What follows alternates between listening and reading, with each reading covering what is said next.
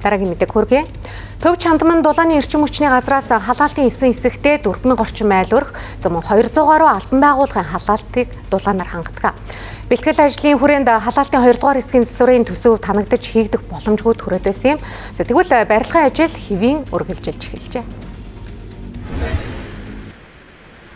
Манай Төв Чандман дулааны эрчим хүчний газрын өвлөлтийн бэлтгэл ажил нийтдээ 85% явж байна. За өнөөдрийн байдлаар бол манай энэ халаалтын 2 дугаар хэсгээс бусад хэсгүүд бол ерөнхийдөө бол бэлтгэл ажил үндсэндээ хангалттай төхөж явна.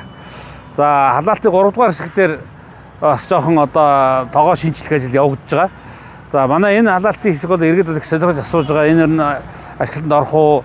Энэ үйл нь хөлдөх юм биш үү гэсэн ийм иргэдийн асуулт их байгаа. За манай энэ халаалтын хэсгийн тендер оройтож одоо 9 сар гартал компани оролцоогүй.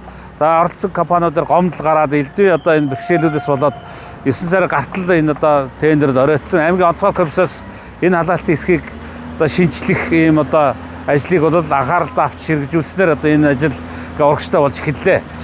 Төв шугамынхан. За манай их үүсрийн хувьд бол 9 сарын 15-нд арай өгч амжихгүй. Гэхдээ бол 10 сарын 1-нд гэхэд бид нар бол хэрэгжтэй халуунаар хангах бол халуунаар хангах нөхцөл болцсон бүрэн бүрднэ.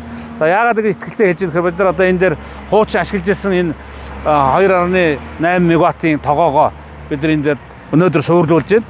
За мөн ахаад нэг 2.8-ийн тогоог 10 дугаар хэсгээс авчир суурлуулад 9 сарын одоо 20 гэхэд бол бид нар хэрэглээний аюугаа бол халаалтаа бол хэвэн өгөөд эхэлнэ.